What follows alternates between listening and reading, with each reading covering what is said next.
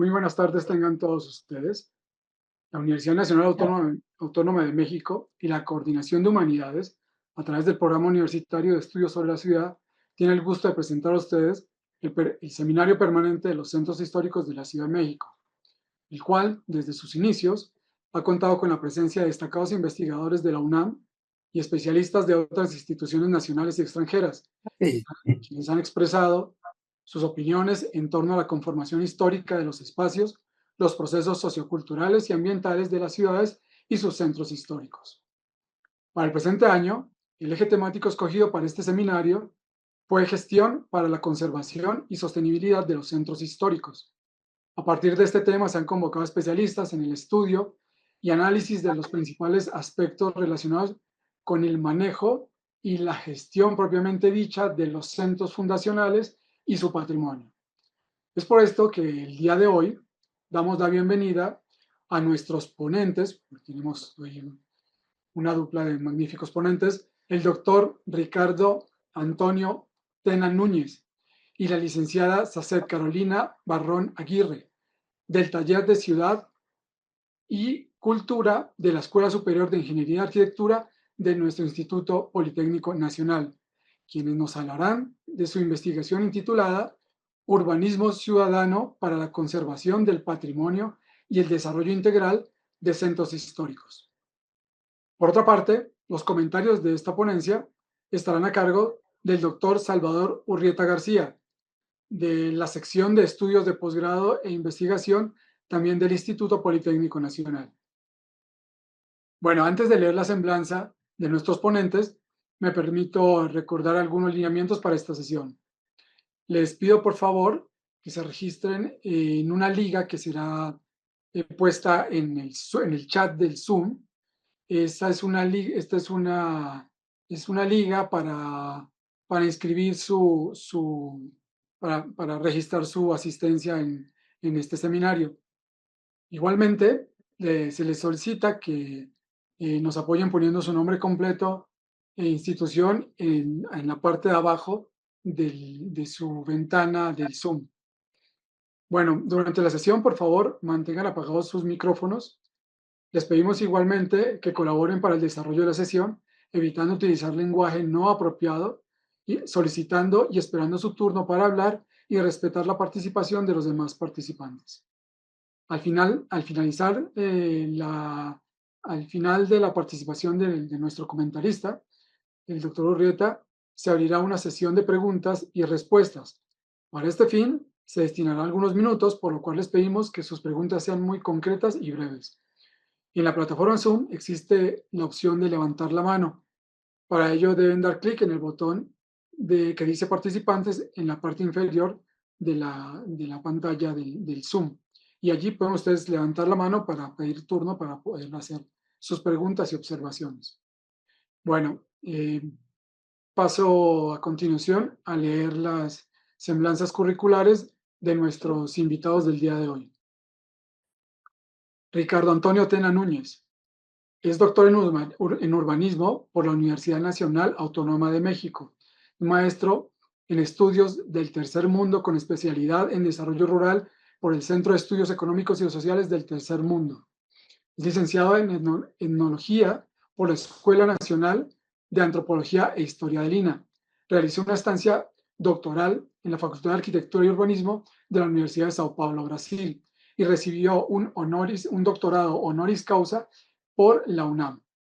De 1975 a 1994 trabajó en empresas privadas y en distintas dependencias del sector público, como el Departamento del Distrito Federal, la SAOP y el INA. En 1980 inició su actividad docente como profesor de asignatura en la Escuela Nacional de Antropología e Historia y en el Colegio de Ciencias y Humanidades del Sur de la UNAM, entre otras instituciones. Desde 1994 es profesor titular C de tiempo completo de la Escuela Superior de Ingeniería y Arquitectura del Politécnico Nacional, adscrito a la sección de estudios de posgrado e investigación, en donde coordina el taller de Ciudad y Cultura.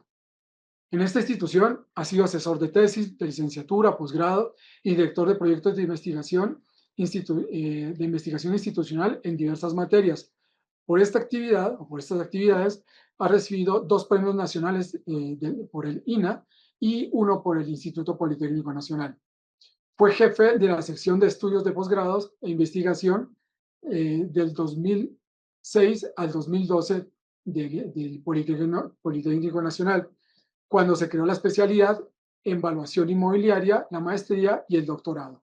Es vicepresidente nacional del ICOMOS mexicano, o fue vicepresidente nacional del ICOMOS mexicano entre 2025 y 2027, y miembro del Sistema Nacional de Investigadores e Investigadoras de SNI, así como de diversas redes de investigación nacional e internacional. Fue miembro de la Comisión Dictaminadora de la Facultad de Arquitectura de la UNAM y de la Junta Directiva de la UAM entre el 2017 y 2023, así como jurado de diversos premios nacionales e internacionales. Es autor y coautor de varios libros, capítulos y artículos, y conferencista en múltiples congresos y foros nacionales e internacionales. Realizó con Felipe Heredia el programa La Esquina en Radio de Politécnico Nacional y es miembro del consejo editorial de varias revistas, entre las cuales Esencia y Espacio del Politécnico Nacional, Porto Orbe y Post de la Universidad de Sao Paulo en Brasil, entre otras. Bueno, la licenciada Saed Carolina Barrón Aguirre es licenciada en Economía en el área de Economía Internacional por la Facultad de Estudios Superiores Aragón de la Universidad Nacional Autónoma de México. Actualmente cursa el programa de Maestría en Ciencias en Arquitectura y Urbanismo en la Escuela Superior de Ingeniería y Arquitectura del Instituto Politécnico Nacional. Ha tomado diferentes cursos de software y plataformas digitales. Es integrante del Taller de la Ciudad y Cultura del Instituto Politécnico Nacional y ha participado en los seminarios de urbanismo de esta misma institución. Recientemente participó en el Simposio Científico Regional de las Américas del ICOMOS México, realizado en Ensenada, Baja California. Bueno, sin más preámbulos, les doy la bienvenida y le paso la voz a nuestros ponentes. Muchas gracias por la invitación también al programa universitario de estudios de la ciudad y a este muy querido seminario de los centros históricos. Ya teníamos tiempo de extrañarlo mucho y ahora estamos nuevamente acá. Bueno, vamos a platicar rápidamente de dos experiencias interesantes, ¿no? Entre Carolina y yo. Yo- Ahí nos vamos a repartir las intervenciones. Yo voy a presentar la primera introducción, luego Carolina va a plantear algunas cosas del patrimonio. Yo voy a intervenir si ella me lo permite, en algunas láminas que me interesa destacar.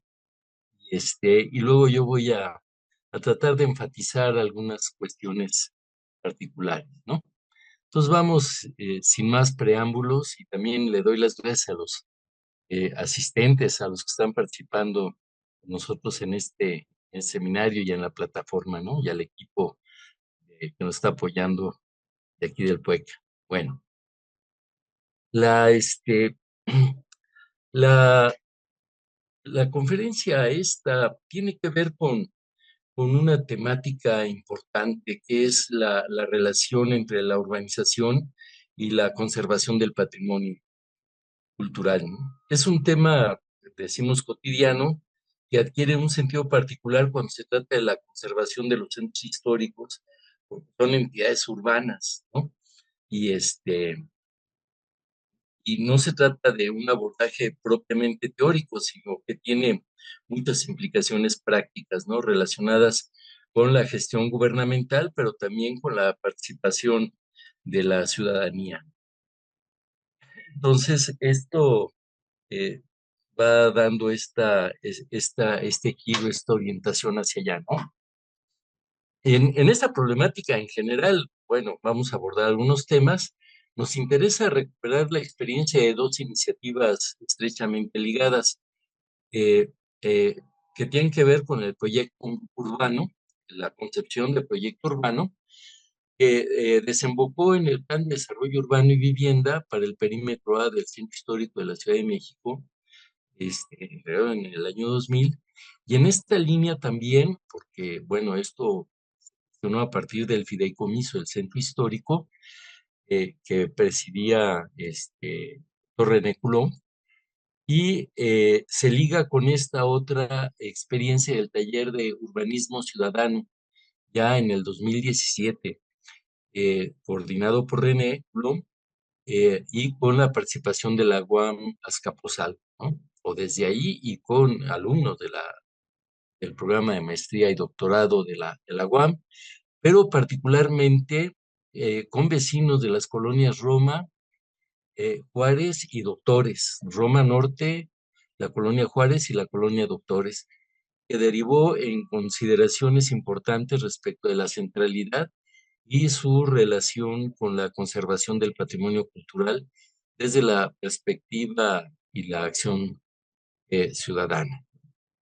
Entonces, bueno, eh, esta orientación de lo que queremos exponer, pues tiene algunos elementos que tienen que ver con aspectos que nosotros venimos trabajando en el taller de Ciudad y Cultura y en muchas investigaciones, en particular con el doctor Salvador Rieta, que está aquí presente, y que él participó de estos dos eh, eh, trabajos, ¿no? que vamos a presentar, tiene un conocimiento muy cercano.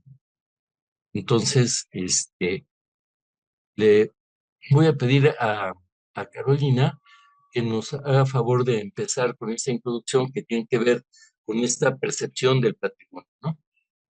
Adelante, Caro. Claro que sí. Muy buenas tardes. Yo les voy a hablar, de esta relación entre los procesos de urbanización y la conservación del patrimonio cultural, que es un tema cotidiano y sensible que requiere un sentido particular cuando se trata de la conservación de los centros históricos, ya que no solo se trata de un necesario abordaje crítico del urbanismo, sino que tiene diversas implicaciones y prácticas, unas de carácter técnico y otras relacionadas con la normatividad y la gestión gubernamental. Pero también es importante porque se articula con la participación ciudadana. Y bueno, como ya comentó el doctor, se va a revisar el concepto de patrimonio y cultura, que es con lo que yo le voy a ayudar. Y vamos a hablar del plan de desarrollo urbano y del taller de urbanismo ciudadano coordinado por René Coulomb. Voy a comenzar hablando sobre la cultura, que es un concepto clave y la cultura es el conjunto de formas simbólicas de todas las prácticas sociales bajo tres modos de existencia, que es objetivada, subjetivada y actualizada, según Jiménez. La cultura popular es el concepto que permite interpretar las relaciones socioculturales asimétricas, considerando los desniveles internos de la cultura en tanto relaciones de poder de las culturas hegemónicas y las culturas subalternas, así como la circulación cultural y la territorialidad. La cultura urbana es el conjunto de códigos inducidos y exigidos por la vida urbana, y el análisis cultural es el estudio de formas simbólicas, acciones significativas, objetos, expresiones y demás en relación a contextos y procesos históricamente específicos y socialmente estructurados. Em, Todo esto es ligado al patrimonio, ya que el entorno patrimonial es el espacio urbano o rural valorado culturalmente, referido a los pueblos, barrios tradicionales, zonas que concentran sitios y monumentos históricos, así como diversas áreas significativas de la ciudad, el pueblo o la región, incluyendo los bienes naturales. Ahora está ligado profundamente con el territorio, y por territorio entendemos que es el espacio apropiado por un grupo social para asegurar su reproducción y satisfacción de las necesidades vitales que pueden ser materiales o simbólicas. Y en este sentido, se concibe el espacio como una porción de la superficie terrestre que antecede a su representación, puede ser geométrica o gráfica, donde ocurre el proceso de apropiación social, siempre marcado por relaciones de poder, como pues un hecho que es circunstancial al territorio. Les comentaba que este concepto de territorialidad está ligado, no sé dónde me quedé, pero bueno, que es la apropiación del espacio y es utilitaria y funcional, y puede ser también simbólica y cultural como lugar de inscripción de una historia, de una tradición, tierra de antepasados, reserva ecológica. Y bueno, además el territorio tiene un carácter multiescalar que va de los territorios íntimos como personales, familiares, domésticos, los próximos, que son los barriales, los pueblerinos y urbanos, regionales, nacionales e incluso internacionales. Y bueno, la cultura popular, desde el punto de vista de la cultura, el pueblo y lo popular se definen por su relación histórica de diferencia y contraposición respecto a otros hechos sociales y culturales existentes. El carácter popular de cualquier fenómeno radica en su posición confrontada con lo hegemónico. Se concibe como uso, como hecho y como relación, ya que la cultura genera la valoración histórica del territorio a diferente escala, como ya les comenté, casa, barrio, pueblo, ciudad, región, y forma sistemas socioespaciales diferenciados con prácticas socioculturales y formas de vida cotidiana, ceremonial, festiva, y pues productos culturales de alta significación como ritos. Y bueno, esos son conceptos fundamentales para entender y eventualmente explicar la compleja situación social contemporánea. Y también otros conceptos a destacar, pues es el de la ciudad y la cultura, en la que la ciudad, por su naturaleza dual, que es social y espacial, hoy está en crisis, ya que expresa las contradicciones de la nueva condición urbana que actualmente se asume como la expresión histórica dominante de la vida en sociedad, ahora como oxímoron, que es simultáneamente global y local, que enfrenta múltiples desafíos, pasando de la competencia entre ciudades a la internacional y al mismo tiempo intraurbana. Y bueno, la competencia sin regulación del Estado como emblema del neoliberalismo es la ciudad de los promotores inmobiliarios, pero es también ante todo un espacio ciudadano, habitado, barrializado y pues dominado por las culturas populares. Y bueno, la cultura es la matriz de dos aspectos primordiales, que es el territorio y la identidad. Nunca ante las cuestiones territoriales la identidad había presentado tal tensión y generado tal incertidumbre, mismos que se generan por límites geográficos y la compleja relación del campo y la ciudad, del poder del Estado y el ejercicio de la ciudadanía, del proceso histórico ligado a a las fuertes transformaciones espaciales y las prácticas culturales diferenciadas y espacializadas. Este, bueno, como les comenté, hay una relación compleja entre la ciudad y la sociedad que es dialógica y dual, que puede ser simultánea de sentidos espaciales y sociales. Y bueno, ahora voy a hablar un poco de la etnografía urbana apoyándome en un autor brasileño llamado Magnani, en la que él habla sobre el pedazo de barrio y lo define como un espacio público, comunitario, connotado popularmente y que se ubica en lo privado, puede ser casa, vecindad, y lo público del barrio. Opera en lo cotidiano y propicia redes de sociedad, perdón, de socialidad básica. Y también maneja el concepto de manchas culturales, que son espacios urbanos que emergen de la discontinuidad en el paisaje de la ciudad y se configuran por prácticas sociales recurrentes y propician redes de socialidad complejas con identidades colectivas. Em, un elemento como eh, un escenario con actores que siguen reglas es, por ejemplo, el escenario es un espacio urbano, producto de prácticas culturales anteriores en diálogo con las actuales. Los actores son las personas que con sus prácticas aportan tipos ideales con los que se construyen categorías sujetas a interpretación y las reglas refieren la regularidad de las prácticas, rutinas, patrones y normas que obedecen a una lógica y un sentido. Expresan formas simbólicas, códigos y hábitos que aportan un principio de clasificación para el análisis urbano. Todo esto conforma un escenario o pudiéramos decir un paisaje cultural. Y bueno, ahora hablando sobre el patrimonio, pues la valoración y la protección del patrimonio cultural enfrenta diferentes problemas a lo largo de la historia, pueden ser teóricos y prácticos, donde se desarrolla un fuerte debate con las concepciones dominantes que se imponen a nombre del progreso y la modernidad, que usualmente esto se liga a las fuerzas que actúan por el lucro y la riqueza. De esta hegemonía ha resultado una progresiva pérdida del patrimonio, puede ser material o inmaterial. Y bueno, para ubicar esta situación en este contexto histórico actual, habría que determinar cómo entendemos hoy el patrimonio, por qué y cómo unos lo defienden y otros lo destruyen. Y pues hoy en día se reconocen dos procesos yuxtapuestos que impactan el patrimonio.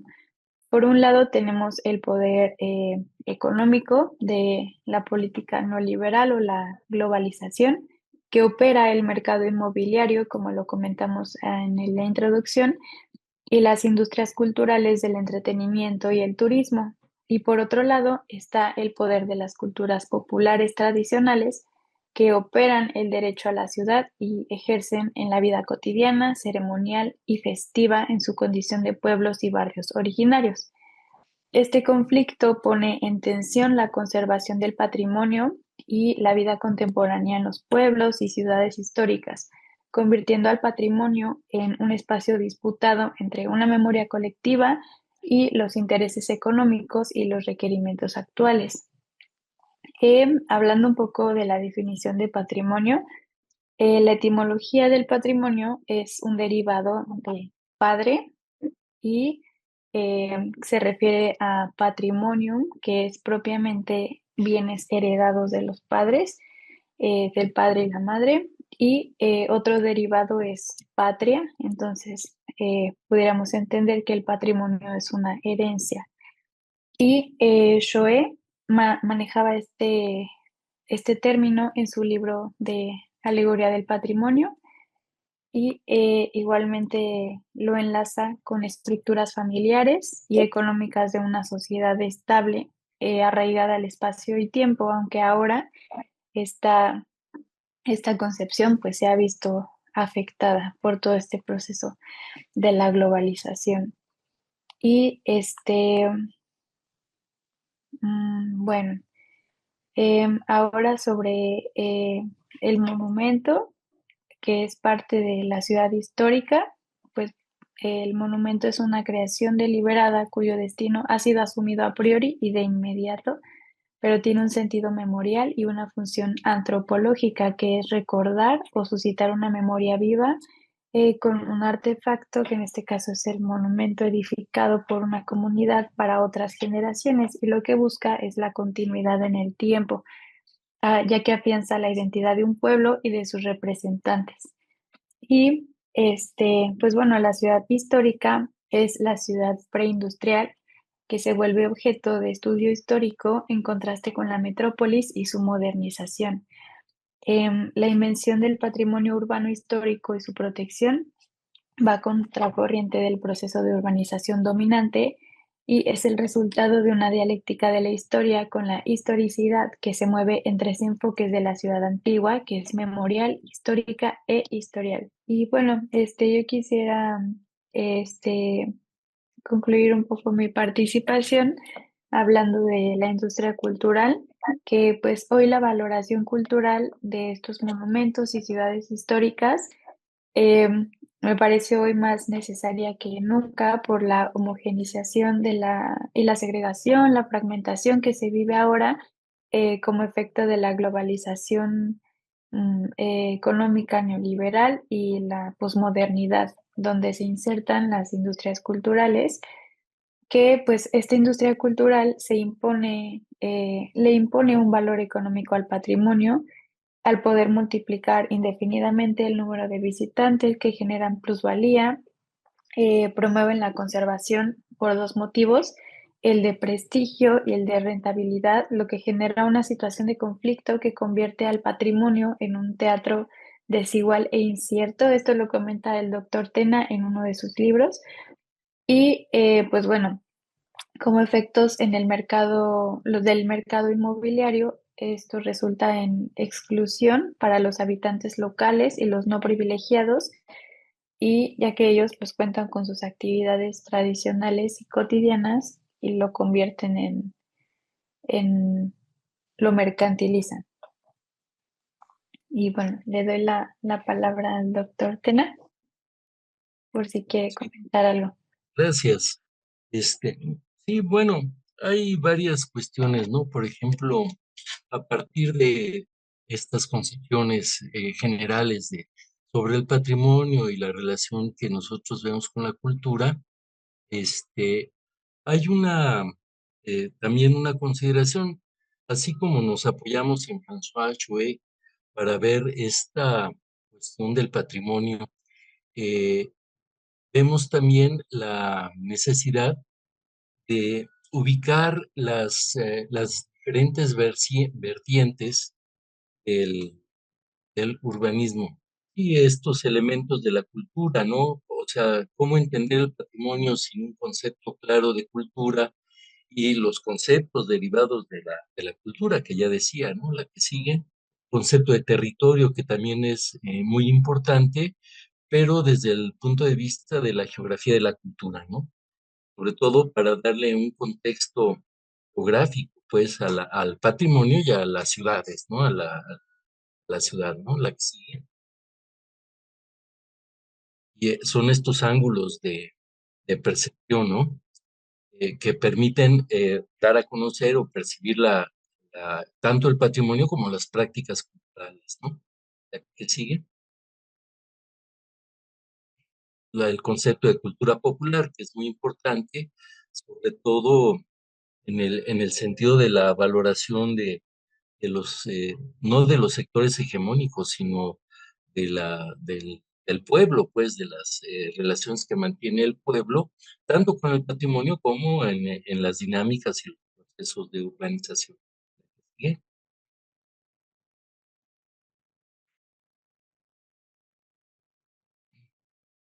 Bueno, estos conceptos tan interesantes de la relación entre la ciudad y la cultura, que pues, ya lo comentó Caro, y tienen mucho que ver con esta comprensión de la problemática urbana desde el punto de vista de la cultura, desde la dimensión cultural. ¿Me sigue? El concepto de urbanización sociocultural que nos ha permitido trabajar ya desde hace mucho con el análisis de los procesos de urbanización en el sentido de que la ciudad o el espacio urbano genera efectos culturales y esos efectos culturales se ven como un proceso de urbanización sociocultural. Y en este caso también el patrimonio genera efectos culturales en la población en general y en particular dependiendo de la ascripción social que se tiene. ¿La que sigue?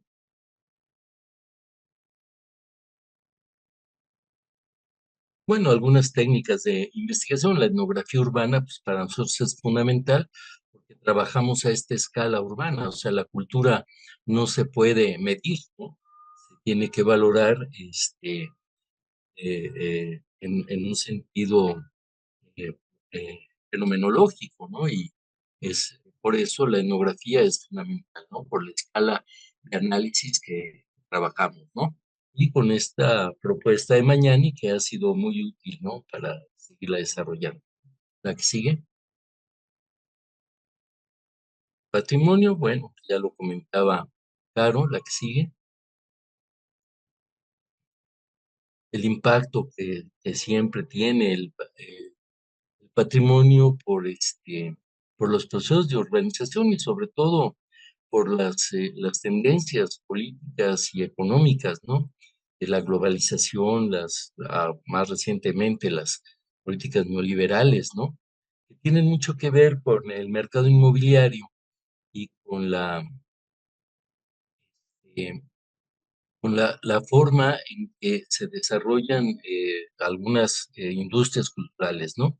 Como las del entretenimiento, el turismo y otras, ¿no? Que tienden a festivalizar las ciudades, ¿no? Y que de alguna manera están en contraposición con las tendencias de las culturas populares y tradicionales, ¿no? Que hay en todos los entornos urbanos y pueblos. La que sigue. Bueno, pues lo de que ya comentaba Carolina del planteamiento de Choe sobre esta, cómo se ha transformado, ¿no? De la cuestión del monumento, la que sigue, a la valoración del patrimonio histórico, ¿no? En este proceso de reconocimiento, ¿no? Como de la valoración del monumento como un patrimonio que tiene un sentido de memoria, ¿no?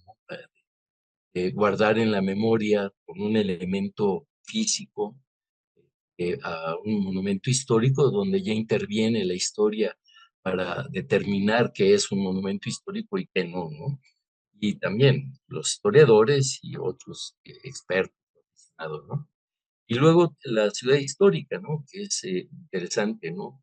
Donde se ubica la ciudad preindustrial como el elemento clave para hablar de las ciudades históricas o los centros históricos posteriormente, ¿no? Pueblos y barrios, ¿no? Sigue, por favor. Bueno, ya esta caracterización, ya decía Caro, de las visiones, ¿no? Que va dando la misma Shoei sobre la valoración de la ciudad preindustrial, ¿no? La polémica del 19 entre Violette Leduc y Juan Ruskin. ¿Sí?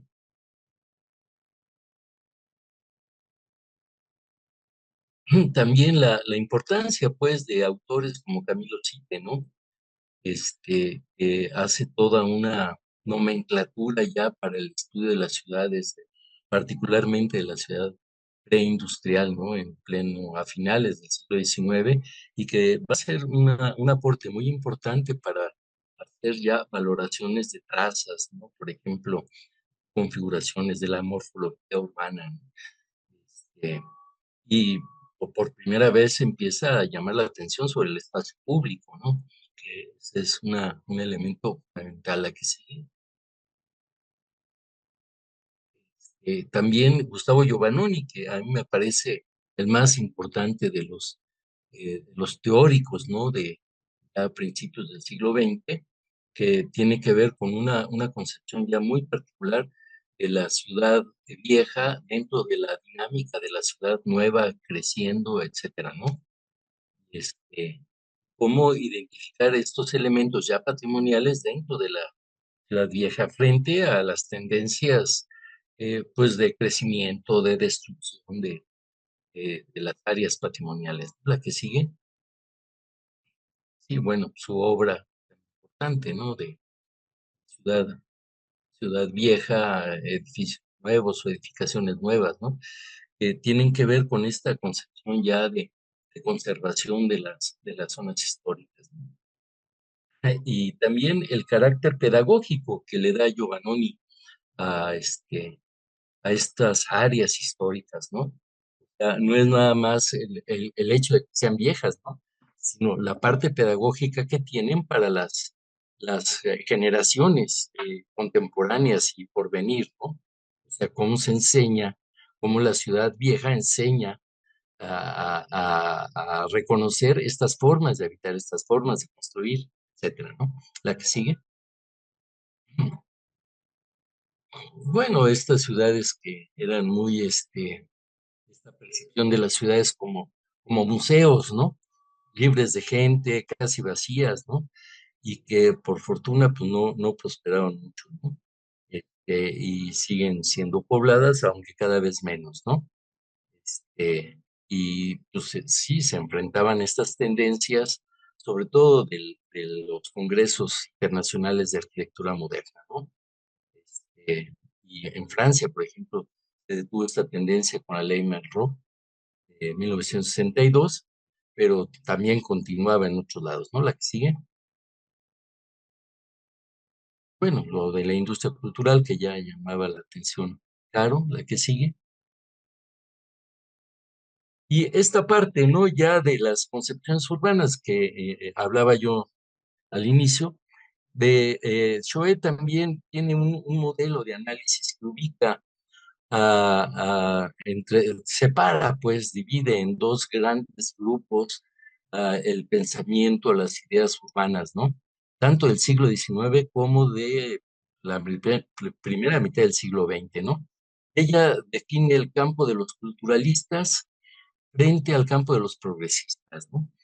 Y hay una caracterización muy interesante en ese libro de Choé, tan valioso, que es Urbanismo, Utopías y Realidades, ¿no?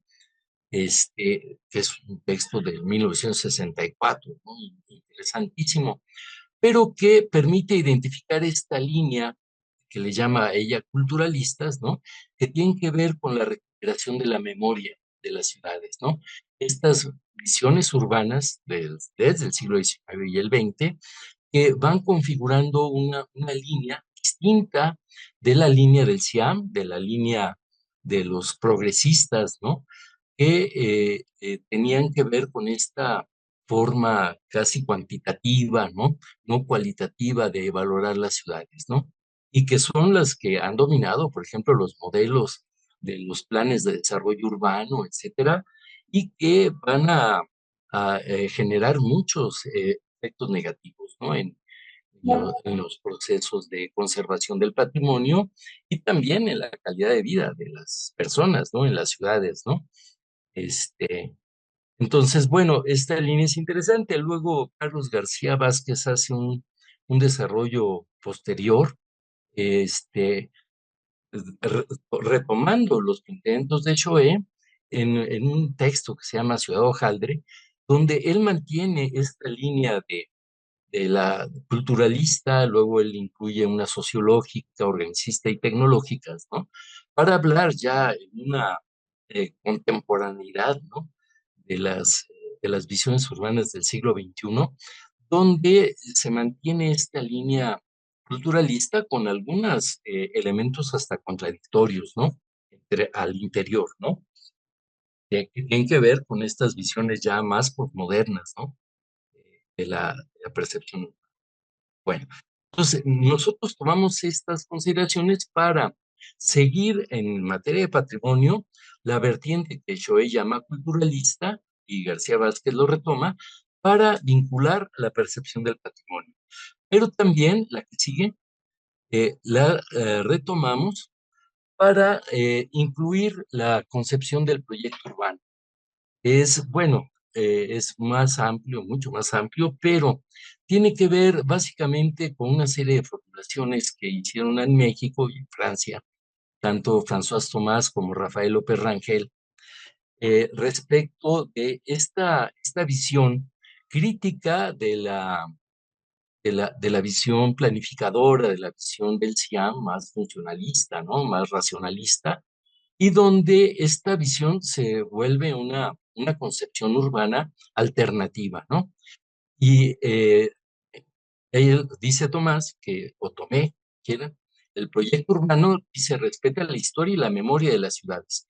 Solo puede concebirse a partir de las formas históricas que han contribuido a su construcción, trazado, naturaleza de las manzanas, catastro parcelario, tipos de edificios, volumetría, materiales, etcétera, ¿no?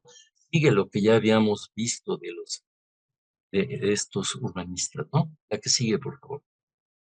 Estos teóricos del patrimonio, ¿no? Bueno, hay una, hay antecedentes en México sobre el proyecto urbano, ¿no? Bueno, hay seguramente muchos otros que se han desarrollado, ¿no?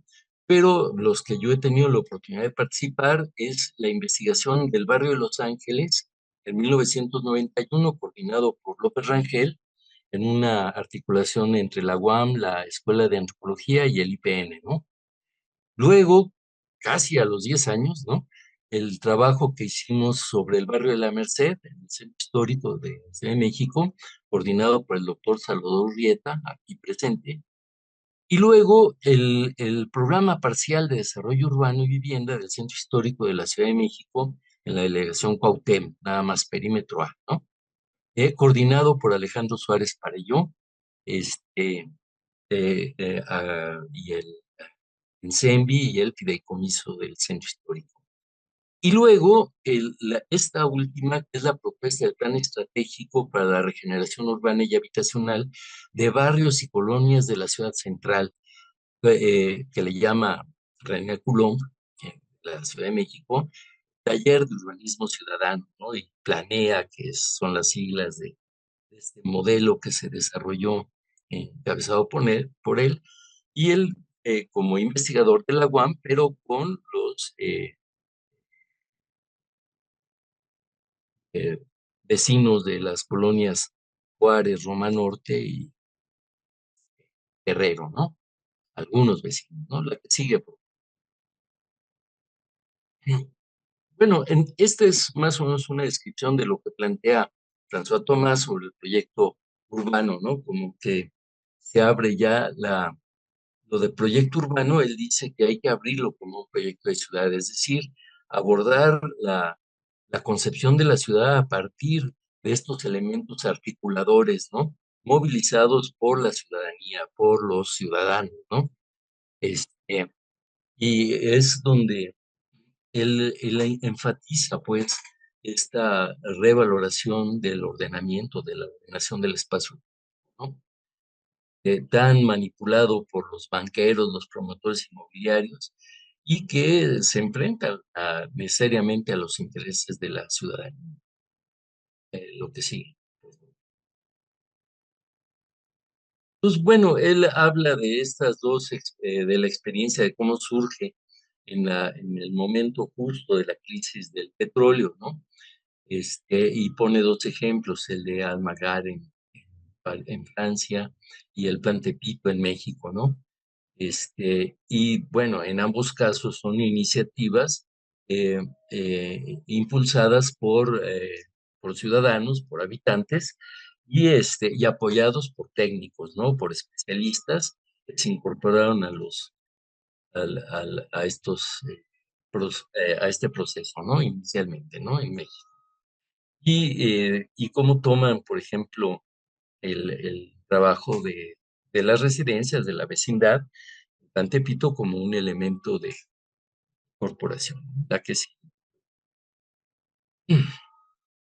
Bueno, me voy a ir más rápido. Él dice, bueno, el proyecto urbano respeta la historia y la memoria y no se articula directamente con la visión culturalista, pero también con la visión patrimonial, ¿no? De patrimonio eh, cultural y sobre todo de patrimonio urbano y arquitectónico, ¿no? Este, y bueno, sigue esta línea de que el proyecto urbano respeta las formas históricas de las ciudades, ¿no? Y tiene una valoración con el lugar, ¿no? Ahí sigue mucho esta idea de Aldo Rossi, ¿no? Este, la reflexión sobre las intervenciones y la historia replanteó el concepto de monumento, allá discutieron la parte del patrimonio y la práctica de la restauración. También el proyecto urbano en Europa generó cambios en los paisajes urbanos, ¿no?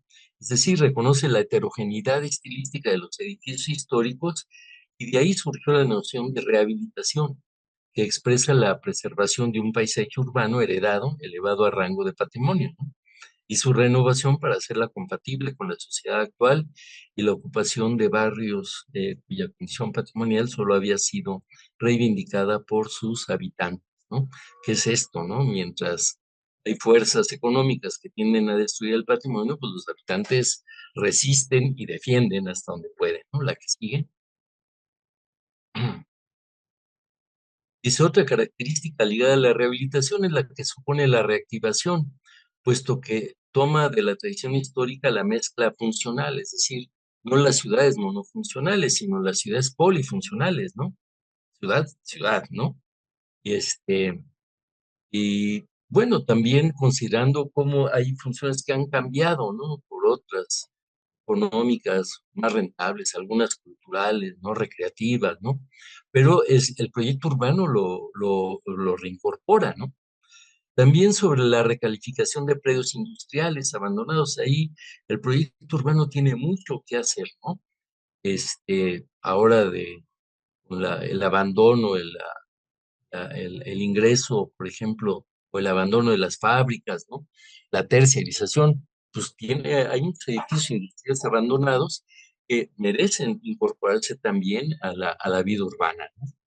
Ocuparlos para generar empleo, o algunos decían demolerlos y reverdecer los predios, ¿no? Hacer arqueología industrial. La participación de artistas, artesanos locales se ha utilizado para reivindicar formas históricas del trabajo y del saber hacer, que también ha habido proyectos de intervención, algunos no muy afortunados en México, ¿no? Pero sí, sí se han logrado desarrollar. La que sigue. Dice, el proyecto urbano corresponde siempre a un espacio vivido y percibido por los habitantes. Revalora todos los espacios en los que se reconoce una asociación de habitantes. Ahí me gusta esta idea de asociación. Por ejemplo, Casa y Ciudad trabaja una noción que me gusta más que incluso que la de participación ciudadana, ¿no? Es la de comunidad, ¿no? Esta idea de comunidad que lleva más a este sentido local, ¿no?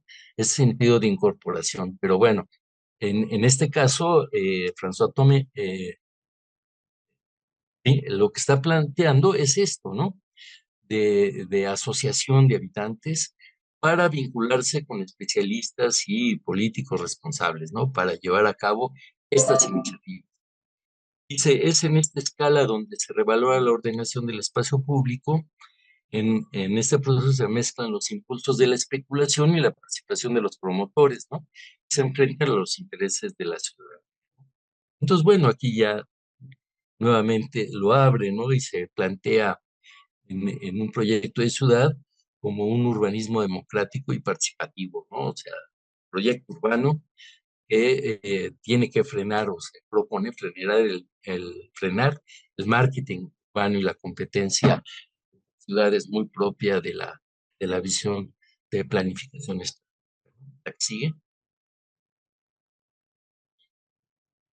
Bueno, en este sentido, siguiendo esta línea, en estos dos que coinciden, pues, ¿no? En esta visión, la parte del centro histórico tiene mucho que ver con esta iniciativa que surge del cambio de gobierno, del cambio de las políticas y del reconocimiento del Distrito Federal en ese momento y de la Ciudad de México como una entidad que obliga a transformar, además, un proceso de democratización importante que afecta esto, ¿no?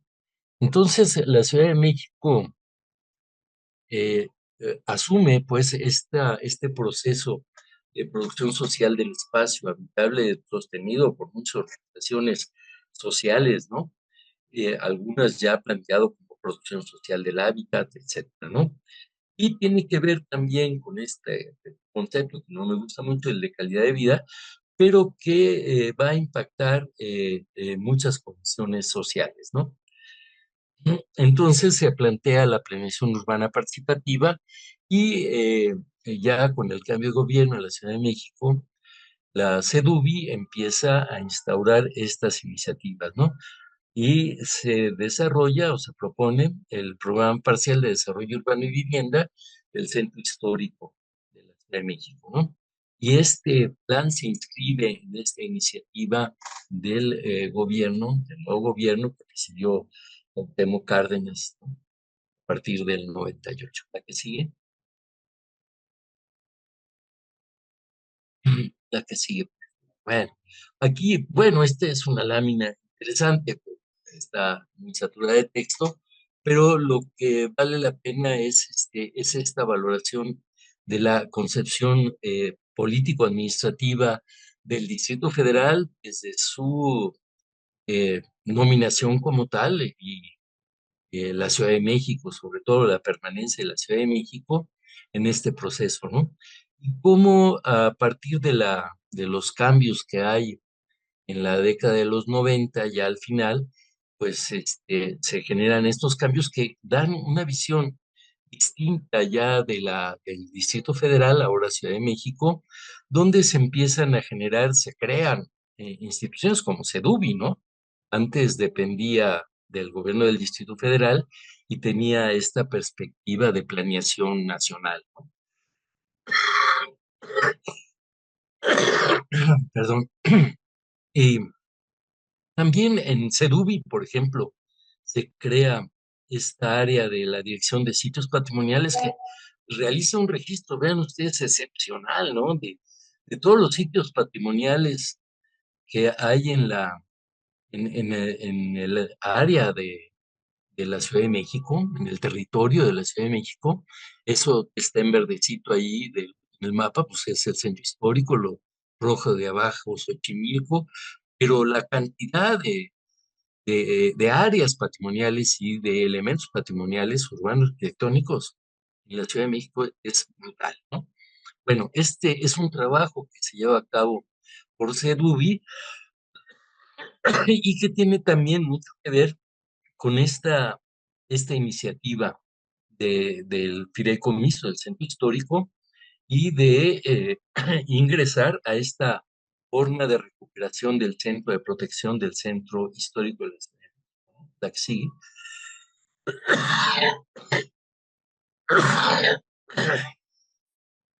Bueno, a partir de aquí, el programa parcial del desarrollo urbano del centro histórico fue pensado desde el fideicomiso, ¿no? Y tiene que ver con esta incorporación de los planes de desarrollo urbano que ya comentaba, y también con la identificación de áreas específicas de la ciudad, ¿no? La que sigue. Y también, bueno, estos requerimientos ya de la participación ciudadana, ¿no? Ya como un requisito en términos de planeación, ¿no? Bueno, la importancia del centro histórico, no me voy a alargar, yo creo que ya la mayoría en reciente sabe del el valor histórico de la Ciudad de México y de esta ciudad vieja, ¿no? Este, pero que, sin embargo, desde antes ya había mantenido un fuerte deterioro en las condiciones de vida de los habitantes, en un proceso de expulsión creciente, ¿no? Da muchos elementos, ¿no?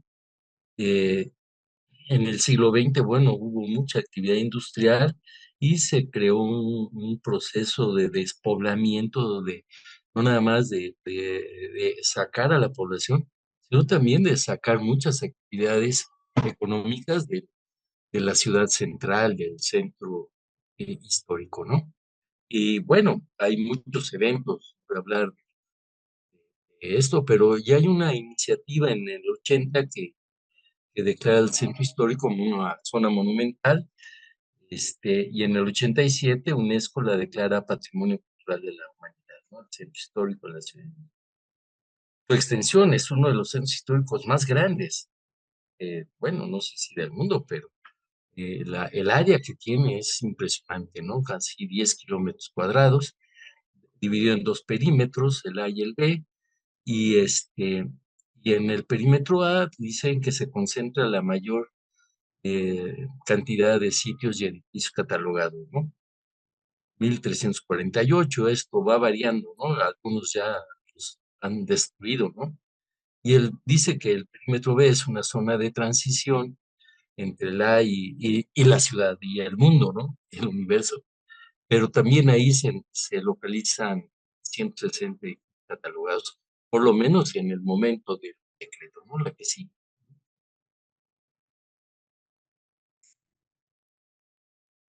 Bueno, no me voy a, a meter a describir todo el,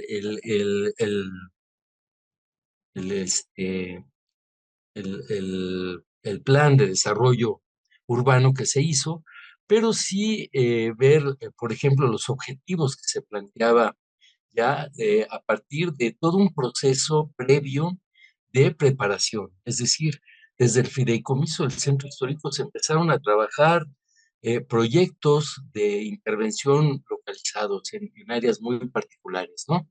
En el perímetro A, sobre todo, con algunos elementos como el caso de la Merced o el caso de el proyecto Alameda, en fin, ¿no? Este, que se estaban desarrollando. Entonces había un trabajo previo ya de organización de esto, ¿no? Se había considerado también la valoración del centro histórico a partir de la división original de los cuatro cuadrantes fundacionales de México Tenochtitlan, que hasta la fecha tienen esa connotación histórica y particularmente la Merced, ¿no? Pero también la parte de Azcapotzalco, etcétera, ¿no? Santa María, Popan y San Juan, ¿no? Y claro, hay una consideración también importante sobre el proceso de barrialización al interior de estos cuadrantes, ¿no? Pero bueno, los objetivos era redefinir el papel del centro histórico, ¿no? En la zona metropolitana del país, porque se hablaba de una ciudad vieja, pero qué elemento y significado como patrimonio de todos los mexicanos de la humanidad, ¿no? O sea, esta redefinición y revaloración jugaba un papel muy importante y juega, ¿no? Que hasta la fecha hay que tomar, ¿no? Se trataba de construir instrumentos normativos que permitieran el aprovechamiento real del patrimonio construido, incluyendo el uso del espacio público y las edificaciones. Consolidar la función habitacional, porque pues, el incremento de negocios, ¿no? ¿No? Genera un desplazamiento, ¿no? Históricamente, ¿no? Generalmente los negocios están en la planta baja o al frente, y al interior de los predios está la función habitacional o en los pisos de arriba, ¿no? En la investigación de la Merced, ahí se pudo ver muy claramente esta articulación que impulsó el doctor Urrieta para hacer esta valoración por pisos, por niveles de la función habitacional, y cómo las actividades económicas van desplazando la población, los van subiendo a la azotea, luego los van corriendo, ¿no? Para poner bodegas, para poner negocios, papelerías, ¿no?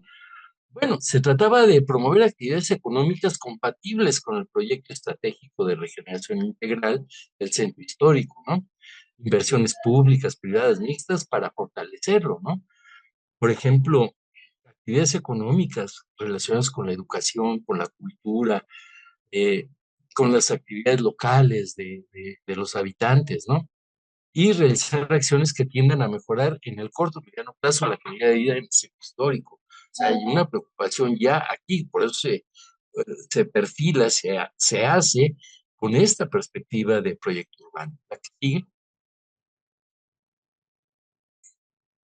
Bueno, un tema importante desde que se hizo esto fue la cuestión de la habitabilidad en el centro histórico, ¿no?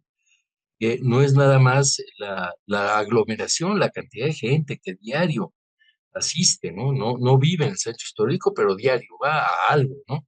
A comprar sobre todo, o a vender, o a estudiar o a trabajar, ¿no? Ahí, ¿no? Entonces, bueno, el, eh, el espacio público y las edificaciones construidas, ¿no?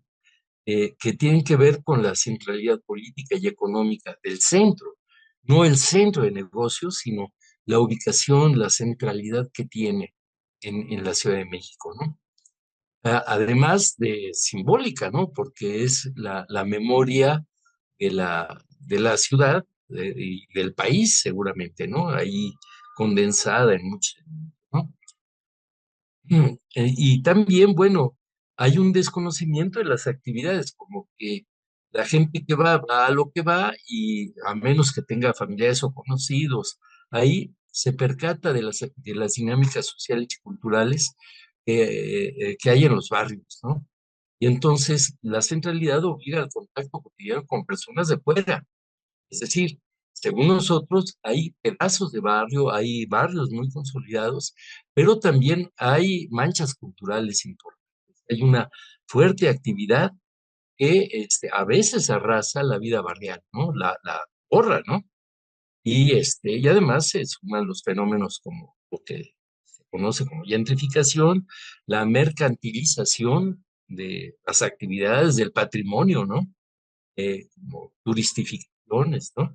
Y la festivalización, ¿no? Que de repente el patrimonio se vuelve un espectáculo, panorama ahí. Bueno, la que sigue.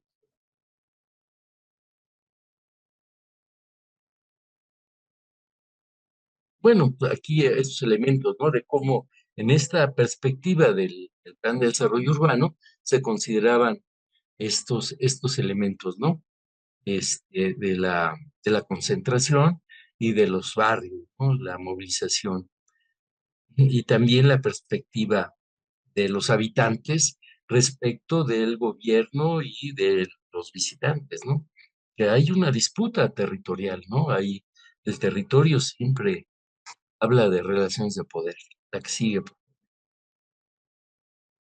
Y bueno, claro, interesa mucho ver el significado social de los habitantes, ¿no? Y de los que no somos habitantes de ahí, pero que y está, ¿no? La que sigue.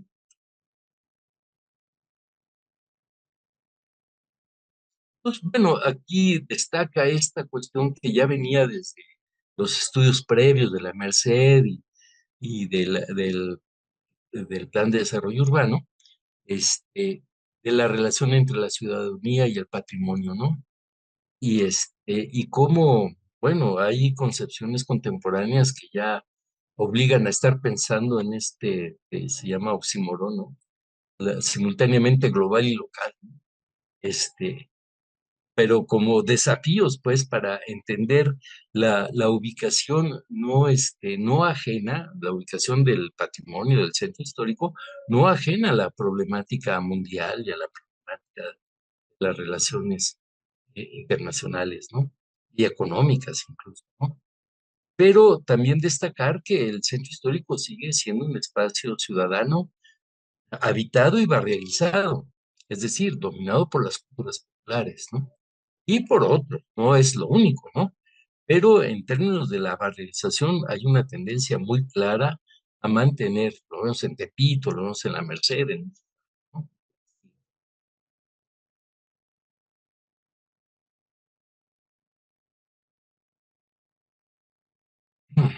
Bueno, y también estas formas, ¿no? Contrastantes, ¿no? De intervenciones que se hacen, ¿no? En las áreas históricas, ¿no? Donde pues se tienden a disfrazar, ¿no? A, a- a disfrazar las áreas urbanas y también se llevan a cabo prácticas culturales y prácticas sociales que contrastan, ¿no? Con las territorialidades de los habitantes, ¿no? Y también las otras son banalizadas, se desprecian, ¿no? Se anteponen algunas figuras brillantes, ¿no? Muy eh, pues, ajenas, ¿no? A nuestros contextos, seguramente son interesantes, son buenas, ¿no? Pero como que chocan con las prácticas tradicionales. La que sigue. Bueno, esta parte de la ciudadanía y patrimonio, ¿no? Cómo, cómo reconocer a los habitantes como protagonistas en la construcción y preservación y resignificación del centro histórico. Es con ellos, ¿no? Entonces hay que trabajar con ellos. ¿Sí? Porque sin duda hay una relación muy estrecha. Y aquí, por ejemplo, la participación ciudadana en el caso del plan de desarrollo urbano y vivienda del centro histórico, nosotros realizamos o se realizaron varios talleres de participación ciudadana en todos los cuadrantes del centro histórico, a veces hasta dos o tres, ¿no? Donde en esos talleres se hicieron actividades de autodiagnóstico donde participaban adultos de diferente tipo, incluso de condiciones sociales diversas y culturales diversas, hasta niños, ¿no? Por primera vez se tomó, creo yo, en el caso de estos diagnósticos, la participación de las infancias, ¿no? que decían, bueno, esos niños, si esto fue en el 2000, ahorita ya tienen 26 años, ¿no? O 30, ¿no? O 40, ¿no? Por la participación de cómo veían ellos a futuro el centro histórico y qué era lo que había que cambiar y por dónde, ¿no? Y los adultos hacían lo propio, ¿no? Entonces, esta participación ciudadana es muy importante, sobre todo en la medida en que se genera, ¿no? No participación ciudadana en el sentido, este, pues, bueno, de ir a levantar dedos, ¿no? O a votar o bajo una manipulación de intereses políticos o económicos, ¿no? Sino una real participación democrática, esa era la intencionalidad, ¿no? Y para el plan de desarrollo urbano del centro histórico fue interesantísimo porque ya se habían hecho diagnósticos con participación social y en el momento que se hicieron los talleres, en la mayor parte de los casos hubo una gran coincidencia, ¿no? De lo que estaban diciendo los ciudadanos y lo que planteaba ya en las estrategias y en las políticas el plan, ¿no? Ya integrado, ya formulado en esta etapa de consulta, ¿no? Y con diferentes sectores, ¿no? De industriales, de inversionistas y de la población local, ¿no? Una gran coincidencia y claro, en algunos casos hasta tuvimos que hacer alguna pequeña modificación ahí, ¿no? Bueno, la que sigue. Bueno, de esto, vean, hay una distancia interesante, ¿no? Este, entre este proyecto de, de proyecto urbano que se plasmó como en un formato convencional, ¿no? De planeación urbana, no necesariamente en un formato pues porque así está en la ley, ¿no? O sea, si quieres hacer un plan de desarrollo urbano, lo tienes que hacer así, ¿no? Y esto se tuvo que valorar y confrontar en su momento en el fideicomiso del centro histórico. Pero a 17 años, por ejemplo, en el caso de René Coulomb, eh, hay una iniciativa que todo el mundo debe recordar, todo un movimiento de vecinos que se organizó como una reacción a una iniciativa de hacer un segundo piso en Avenida Chapultepec, ¿no? Con actividades comerciales, todo un proyecto de esos muy creativos, ¿no? Que suelen aparecer por ahí. Entonces, los vecinos, que eran básicamente de la Juárez y de la Roma Norte, este, se incorporaron, protestaron y luego buscaron de alguna manera la relación con René Plum y con la UAM de Azcapotzalco. Y a partir de ahí se dio toda esta vinculación, bueno, porque además había una participación también de apoyo a la resistencia de los vecinos, donde participaban muchos, incluso el mismo René Pía y otros colegas, ¿no? Que estaban presentes ahí en esa resistencia. Esta articulación generó esta iniciativa de hacer un taller de urbanismo ciudadano, así le llamaba René Coulomb, le llamó, y generó pues toda una dinámica, ¿no? Eh, para la población residente.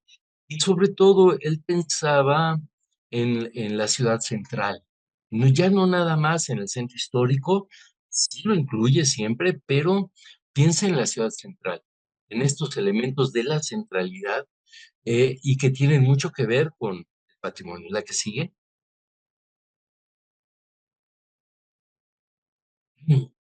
Y bueno, lo que él plantea en esta iniciativa es el derecho a un nivel de vida adecuado en las áreas centrales, garantizado por la promoción de políticas habitacionales basadas en los principios de la inclusión social, la eficacia económica, la protección ambiental, el uso eficaz de los recursos públicos para viviendas asequibles, sostenibles, bien ubicadas y distribuidas.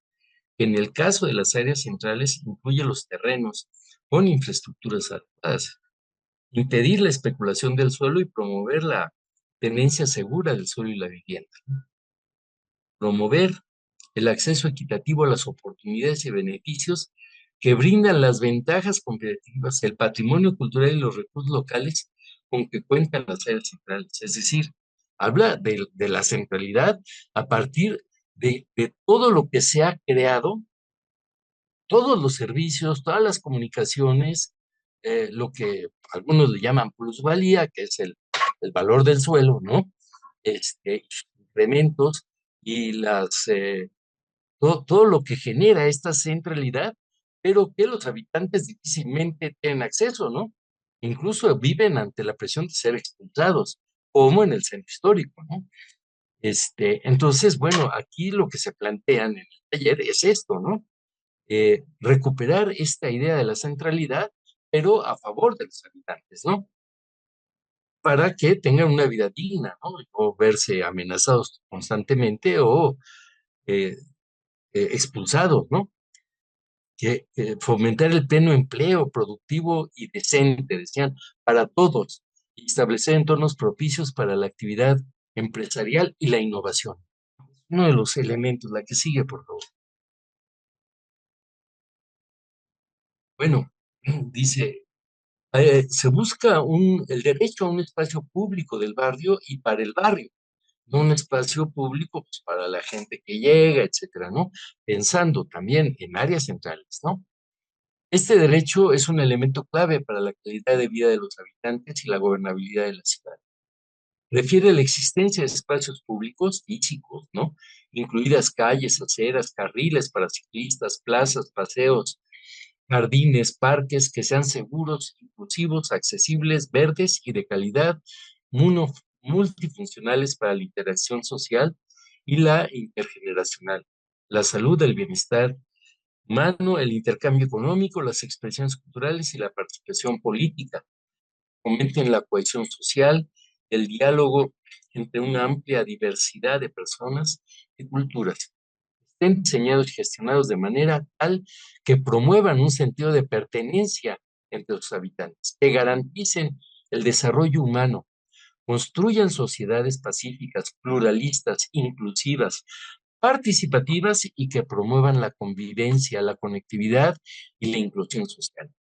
Esto hablando, por ejemplo, de experiencias que tienen los vecinos, los sismos, ¿no? Desde el 85, o los más recientes, 17, etcétera, ¿no?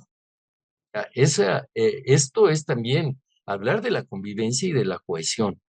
Es a lo que yo refería, no es nada más la cuestión de ciudadanía, sino la cuestión de comunidad, ¿no? De esta parte de hacer comunidad y cómo la ciudad lo debe de permitir, no obstruir, ¿no? Y eso es cuando se habla aquí de espacios públicos para el barrio, para la gente, es propiciarlo, no hacer diseños recreativos o negocios, pues, ¿no? Bueno, la que sigue. Bueno, aquí de manera sintética, este taller de urbanismo ciudadano propone ya como un plan, ¿no? Un plan de acción, no llega a ser un plan de desarrollo urbano encabezado por los vecinos que formaban parte de este taller. En ese momento no, pero después sí ha tenido muchos impactos, ¿no? En la gestión local. Los ciudadanos se mantienen, los vecinos se mantienen, ¿no? A pesar de todo, la gran mayoría están conectados. Entonces, estos eran las estrategias, ¿no? De cómo lograr esto, ¿no? Empleo para la población, economía barrial, regulación del sector inmobiliario, conservación del parque habitacional y mejoramiento, diversificación de la oferta nueva de vivienda, definición de espacios prioritariamente habitacionales, habitar el patrimonio, es decir, habitar las áreas patrimoniales, el espacio público, pero también los edificios, ¿no? Para evitar que los sigan demoliendo, ¿no? Para construir esas torres, ¿no? Puesta en valor económico y social del capital cultural de las comunidades. Eso prácticamente se invisibiliza, ¿no? Recuperación de la memoria histórica de los barrios, apropiación del espacio público de la escala barrial y regeneración de los espacios públicos, el fortalecimiento de equipamientos de barrio. Eso tiende a desaparecer, ¿no? Equipamientos locales, de servicios, de apoyos, ¿no? La que sigue. bueno, ya esta última parte, disculpen por me extienda, pero ya va desarrollando cada una de las estrategias con líneas de acción, ¿no? A pesar de ser un texto breve, tiene un gran contenido, una gran reflexión, ¿no? Este, de cómo es que las estrategias ya van marcando líneas de acción. Hay un documento, es el que presentaba por ahí, que se publicó en el 17, pero donde se van definiendo estas líneas, ¿no? La que sigue, por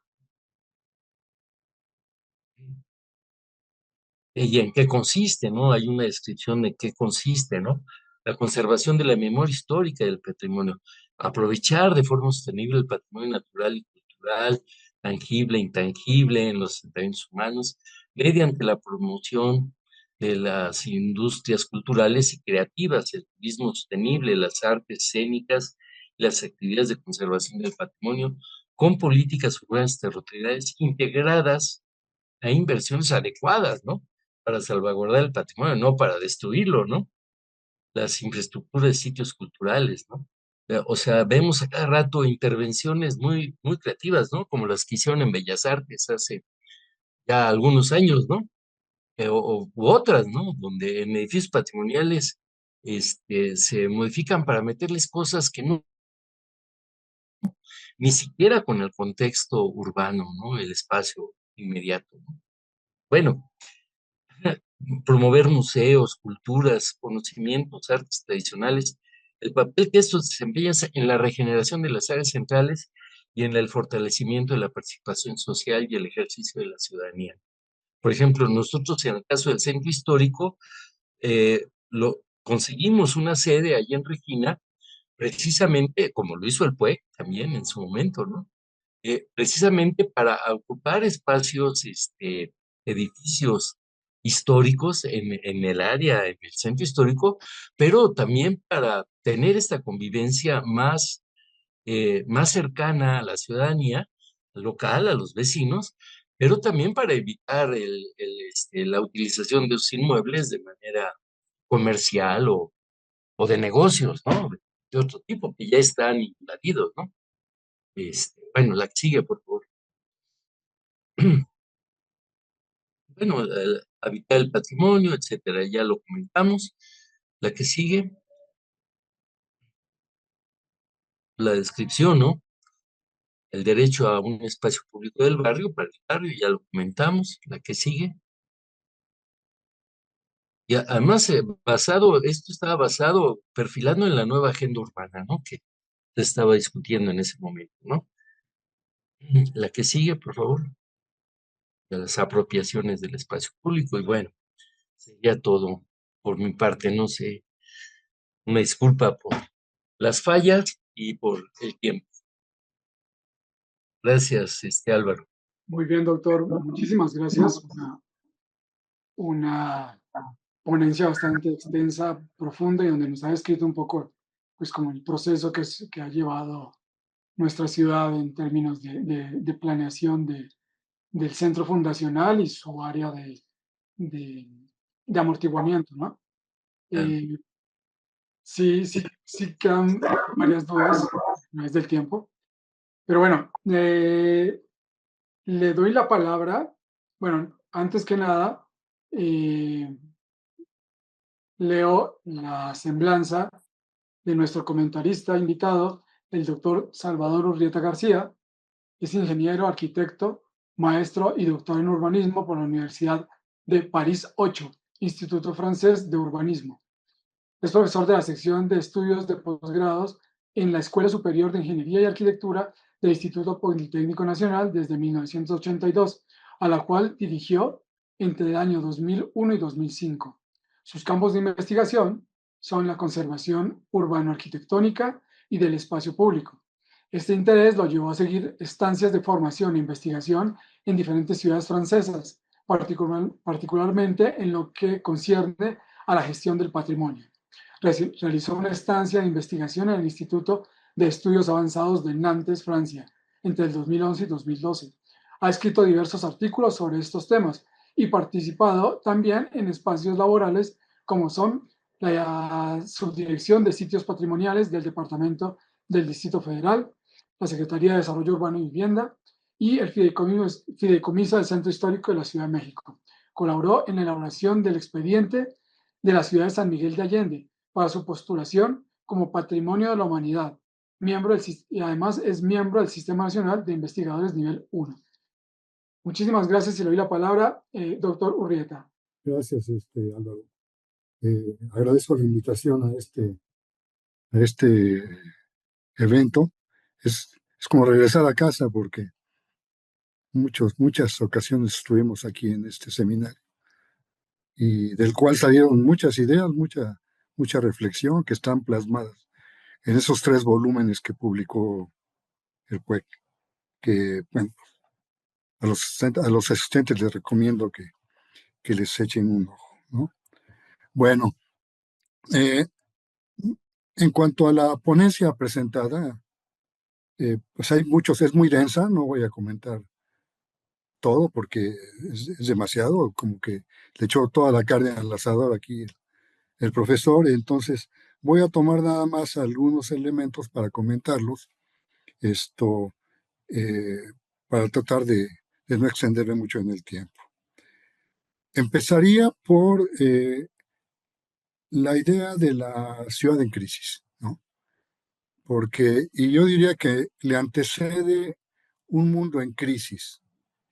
eh, y todo lo vemos en cualquier órgano de noticias, ¿no? Eh, de las más media. Hay una crisis geográfica, económica, política, etcétera, ¿no? Y también una crisis del espacio público, perdón, de la producción del espacio. En ese sentido, pues lo que tenemos es una crisis poliédrica en el mundo que nos afecta también en nuestro ámbito de trabajo, ¿no?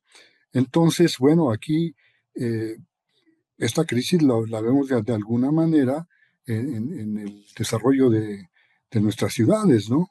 Una ciudad que se mueve permanentemente, si la vemos como un proceso, la ciudad como un proceso, bueno, pues es normal que se mueva y que cambie, ¿no? Lo que pasa es que aquí hay perturbaciones, hay tribulaciones en esos cambios, ¿no? Y en todo esto, bueno, pues sí, es muy importante la, la práctica ciudadana, evidentemente. Y esto de alguna manera liga con otro tema que se desarrolla y que es un poco el centro de esta presentación, que es la cuestión del patrimonio, ¿no? Aquí, bueno, pues todos los que estamos aquí sabemos que es un término con mucha amplitud también, eh, de alguna manera también polisémico, tiene muchas vertientes. Eh, yo metería mi cuchara un poco para decir lo que yo pienso, cómo resumo el patrimonio urbano y lo que pienso, bueno, y está un poco como título de un texto que escribí, que es el patrimonio es la ciudad que hereda a la ciudad. Es decir, la ciudad se hereda a sí misma. En este proceso de cambio permanente, la ciudad va teniendo cambios, en algunos casos unos bruscos, en algunos casos pues hay desapariciones de las huellas de la arquitectura y el urbanismo en el tiempo y en las ciudades, ¿no? Entonces, pues incluso esto nos lleva a una suerte de paradoja. Cuando hablamos de conservación, nos preguntamos también cómo conservar en el cambio. Si la ciudad es un cambio permanente, ¿cómo conservar en el cambio? Y entonces nos preguntamos si estamos utilizando ese término, bueno, pues tan socorrido y tomado por muchísima gente, ¿no? Pero bueno, queda como una pregunta, no lo vamos a discutir en esta ocasión, no hay tiempo, pero queda ahí como una pregunta, ¿no? Y de esto del patrimonio urbano, es interesante la cita que hacen de lo que presenta François Choé en su alegoría del patrimonio como las figuras del patrimonio, ¿no?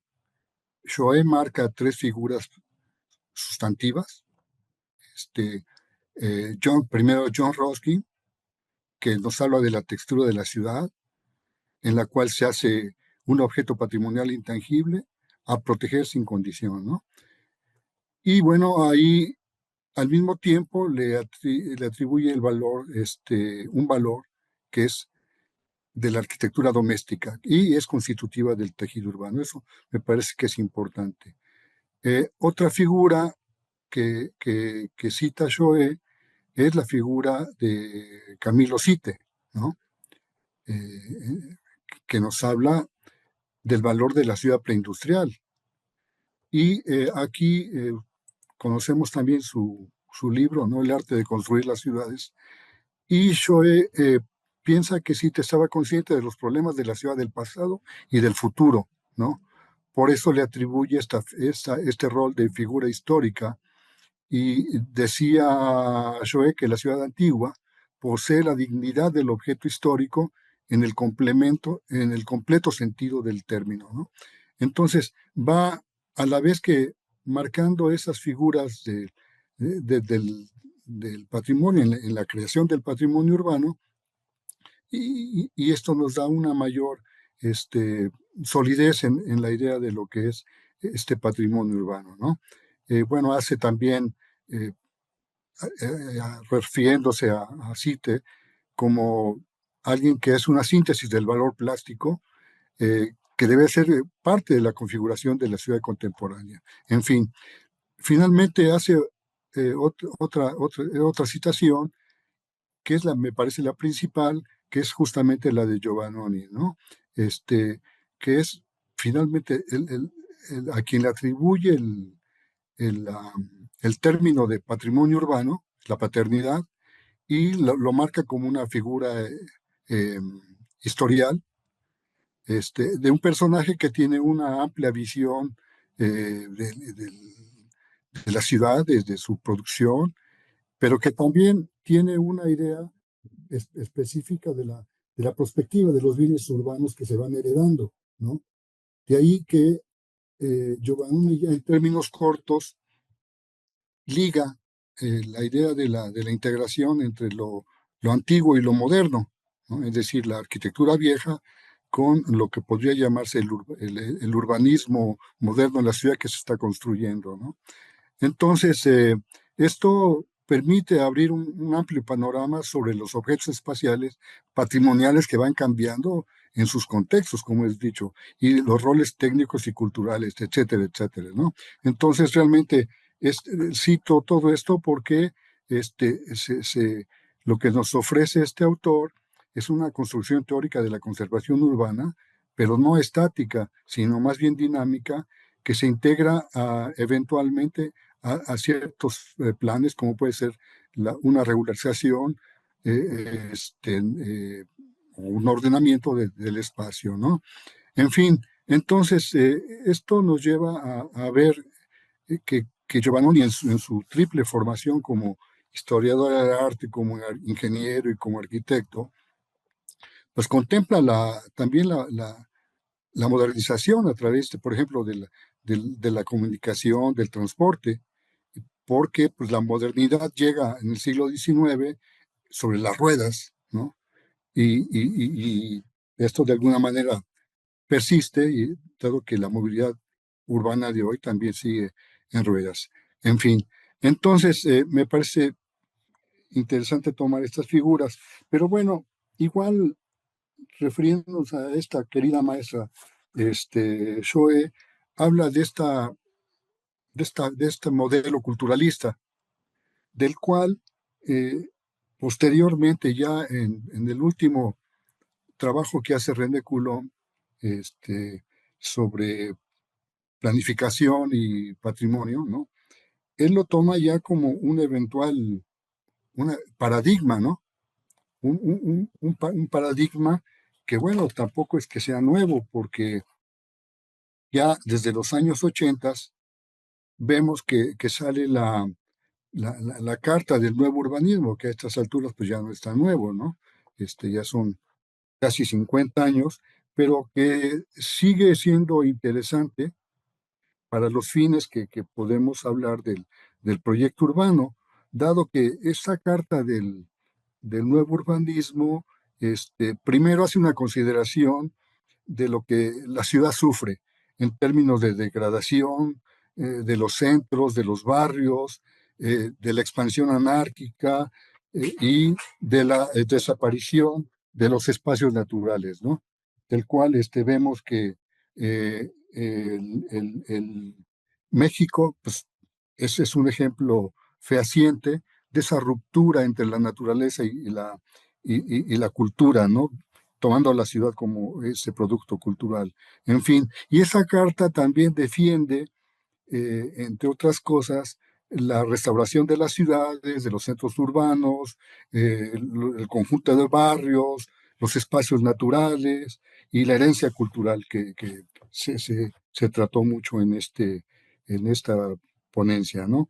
En fin, entonces, hay un reconocimiento que también me parece importante, en el hecho de que las intervenciones por sí mismas no se resolverán, no resolverán el problema, ¿no? Ni ellas mismas, porque esto pues es un problema también de carácter social, económico, que habla de la estabilidad social y que incide también en el medio ambiente.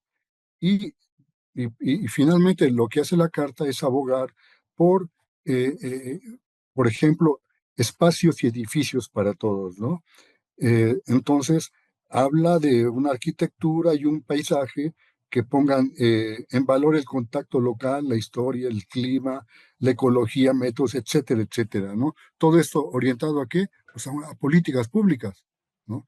Lo cual me parece que es importante verlo de esa manera. Y esto, bueno, pues nos remite justamente a lo que podría ser el patrimonio urbano, ¿no? Primero, visto el proyecto como una anticipación a un futuro que cada vez es más incierto. En ese sentido, bueno, quienes estamos en esto tenemos algo que hacer, ¿no? Y entonces, pues hay elementos a considerar en términos de patrimonio urbano, en el sentido que, bueno, no deja de ser un elemento que toman en la política para hacer los cambios en los espacios urbano-políticos, vamos a decir, ¿no? Y entonces, pues, el proyecto urbano puede ser muchas cosas, como un proyecto práctico para profesionales, pero también un término que los alcaldes han asumido, este, como política urbana, ¿no? El proyecto como política urbana. Y me parece que esto es importante, pero también como permanencia y movimiento, es decir, considerar la ciudad como permanencia y movimiento. Ahora, eh, en términos de proyecto urbano, ¿qué podemos hacer? Una, por ejemplo, si nos referimos a la Ciudad de México, y dada el agotamiento del suelo urbano, o bien demolemos y construimos, es decir, destruimos y construimos, o bien reconstruimos sobre lo construido, ¿no?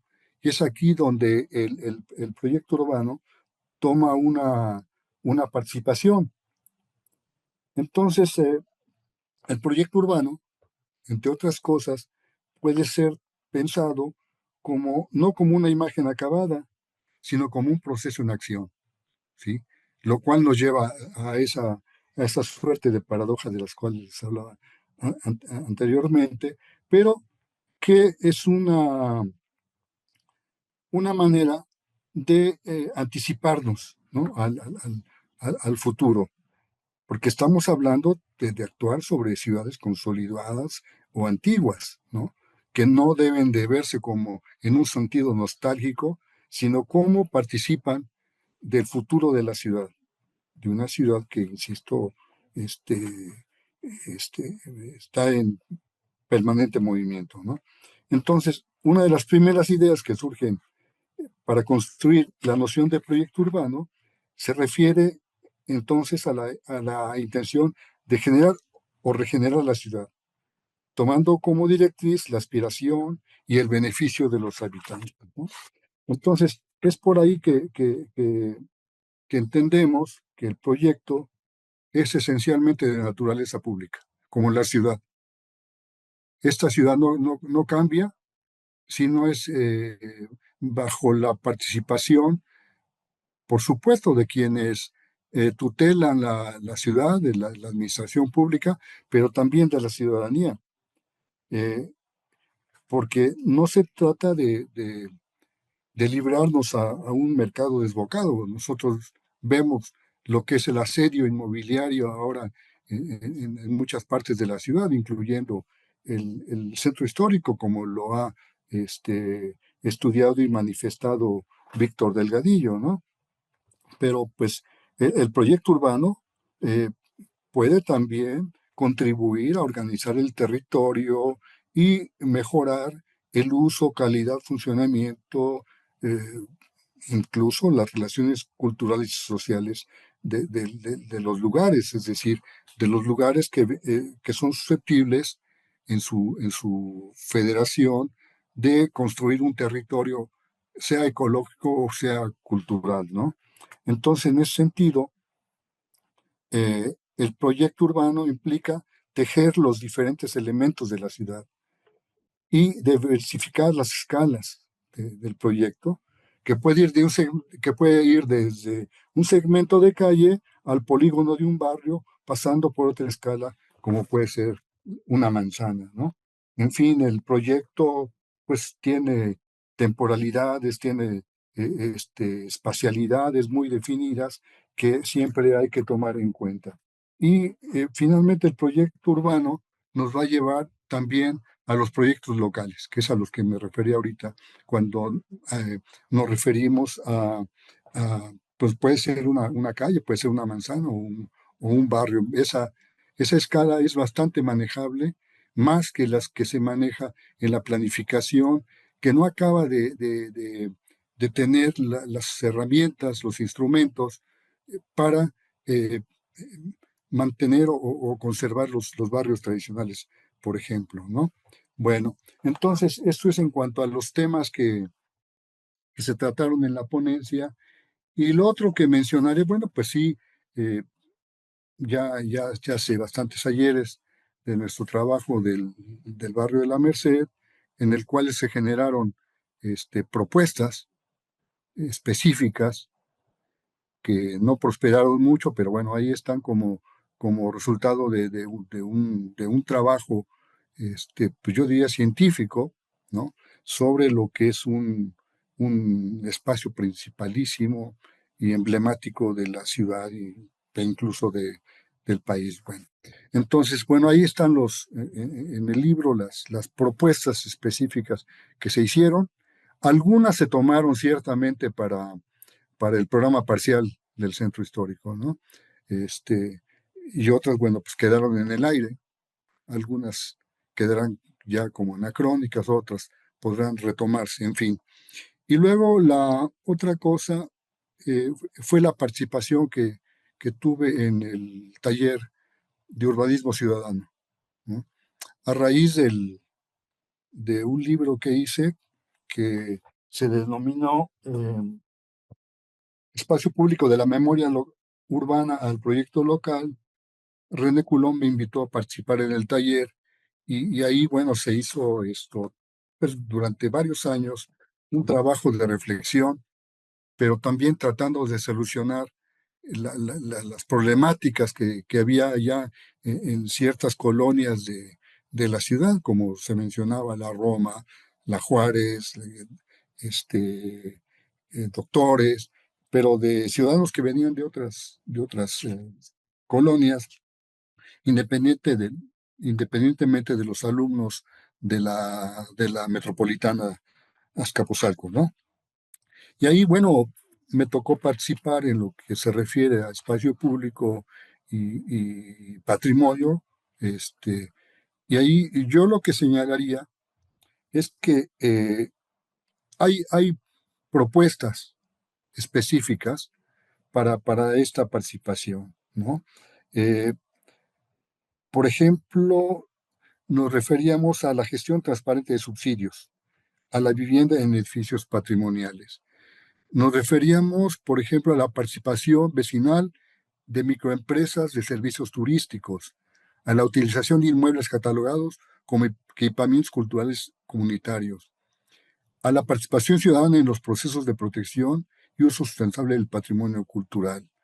Y en cuanto a la recuperación de la memoria, una difusión de la normatividad en materia de patrimonio cultural, actividades culturales intensivas de los espacios públicos de los barrios y la transmisión de la memoria histórica de la comunidad a niños y jóvenes. En fin, lo que quiero señalar es que trabajando con la ciudadanía emergen propuestas muy interesantes, ¿no? Por ejemplo, hubo por ahí, dadas las dificultades de la gestión, bueno, pues ¿por qué no crear un buffet vecinal, ¿no?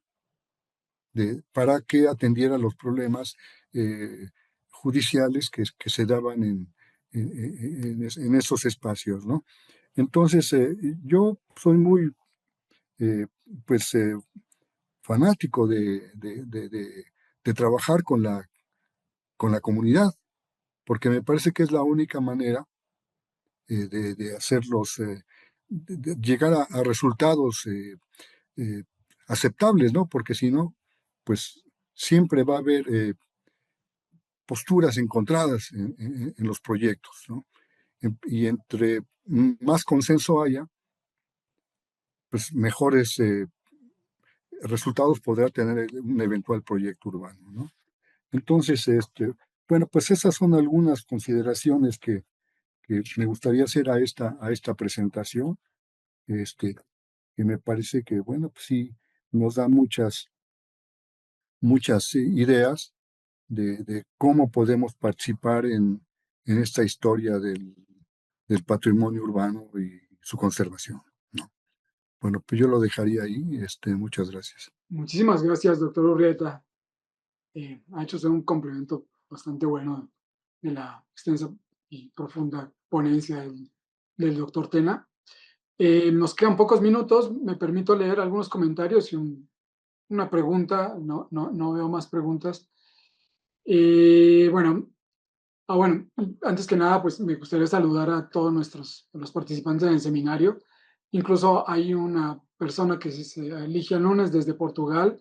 Hay personas en Bolivia y en otras partes, otros países de la región, y pues bueno, y de las diferentes, de algunos estados de la República.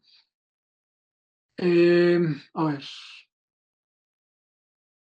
este es un comentario. Alejandro Bois Medina Campuzano dice: felicitaciones. Tuvo un contenido conceptual muy apropiado también para mi país, Bolivia. Bueno, muchas gracias, señor Bois Medina. Dice Jorge Quiroga: magnífica sesión, muchas gracias. ¿Podrían compartir los contenidos? Y bueno, y la última es una participación de Ana Berta Aro Sánchez, y dice: cuando se refiere al tema inmobiliario, el enfoque es efectivamente un tema de comercialización, pero al mismo tiempo, y aquí viene la pregunta, ¿cuáles son las ventajas de las intervenciones en el centro histórico por parte de las inmobiliarias? Bueno, pues depende del tipo de intervención, ¿no? Hay promotores sensatos, otros que pues, van sobre el simple negocio, ¿no? El asedio es muy fuerte, de tal manera que la idea es romper esa diferencia de lo que también dice Víctor Delgadillo, de entre un patrimonio rico y una sociedad pobre, ¿no? Una población pobre que habita todavía el centro. Entonces, si el promotor va en ese sentido de beneficiar la población, bueno, pues bienvenido, ¿no? Si es nada más para hacer negocio, pues no sería tan bienvenida su postura, ¿no? Entonces depende de cuál sea la intención de esta promoción. al inicio de, de la recuperación del centro histórico, ya digamos desde principios de siglo, pues hubo gente que tenía muy buena intención. Yo incluiría a personajes, al mismo Slim, ay, se me van los nombres, Salvador Castillo, ¿no? Por ejemplo, y otros personajes, otros empresarios, comerciantes del centro histórico que ayudaron mucho al fideicomiso para hacer buenos, buenos trabajos de recuperación de edificios, ¿no? Entonces yo lo vería desde ese punto de vista. Sí, yo también, bueno, yo insisto con una perspectiva, ¿no? O sea, sí hay que hacer evaluaciones de las crisis, ¿no? De la crisis urbana, pero pienso que sobre las intervenciones, por ejemplo, de los inversionistas inmobiliarios, yo creo que a los primeros que hay que preguntarles es a los vecinos. O sea, pues, los técnicos podemos hacer muchas evaluaciones, ¿no? Pero, o sea, hay intervenciones, por ejemplo, del conjunto Alameda, del programa parcial Alameda, hay una gran cantidad de intervenciones de distinto tipo, ¿no? Pero ahí habría que ver cómo esas intervenciones expulsaron a la mayor parte de la población residente de esa zona, ¿no? Del polígono de la Alameda, ¿no? Y, y hubo toda una movilización de vecinos de ese sector resistiendo, ¿no? Y resistieron en algunos casos, pero las torres que se hicieron, etcétera, carísimas además, ¿no? No dudo de la calidad arquitectónica, pero habría que preguntarles primero a los vecinos, ¿no? Este, ahora hay un tema muy importante, el agua, ¿no? Se está discutiendo, está ahí al pie, ¿no? Y el agua es un tema fundamental. O sea, se pretende redensificar ciertas zonas, ¿no? Y transformar, por ejemplo, un predio de 250 metros cuadrados, multiplicarlo por 6, ¿no? Y, y eso tiene muchas implicaciones para zonas de la ciudad que tienen carencia de agua, ¿no? Y la organización vecinal ha sido muy importante, ¿no? Yo recuerdo un caso ahí en República de Chile, en lo que era el ex convento de Santo Domingo, donde los vecinos están organizados no, no por una organización de condóminos, ¿no? De codueños, ¿no? De los predios, ¿no?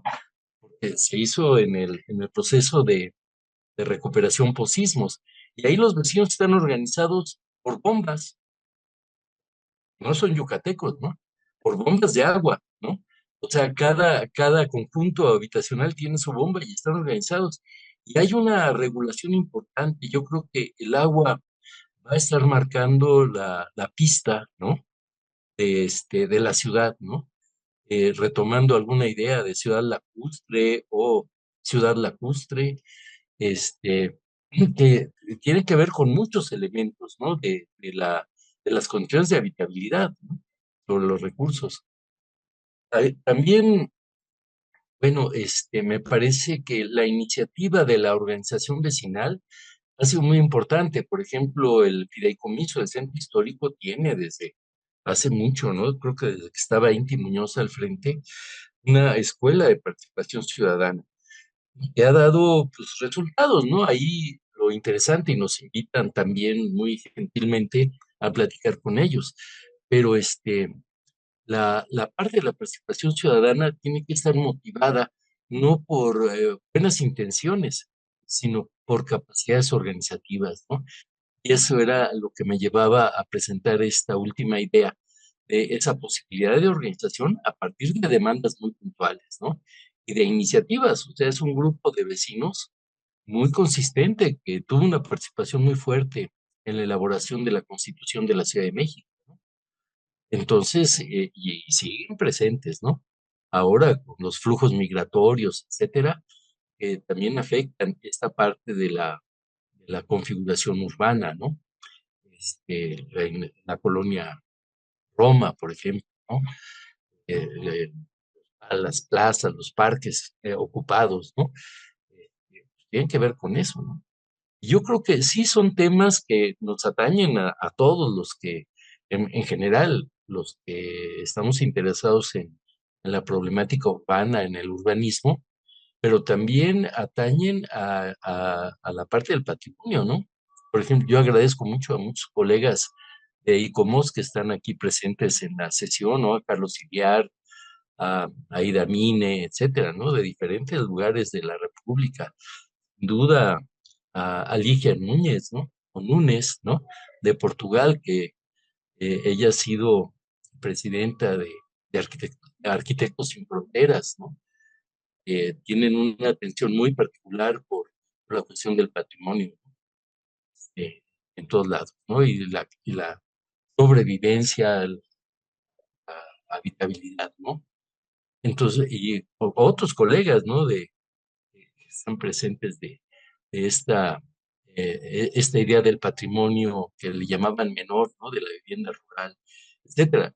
Yo creo que la cuestión del patrimonio es un excelente motivo, es un excelente pretexto para trabajar en diferentes escalas, ¿no?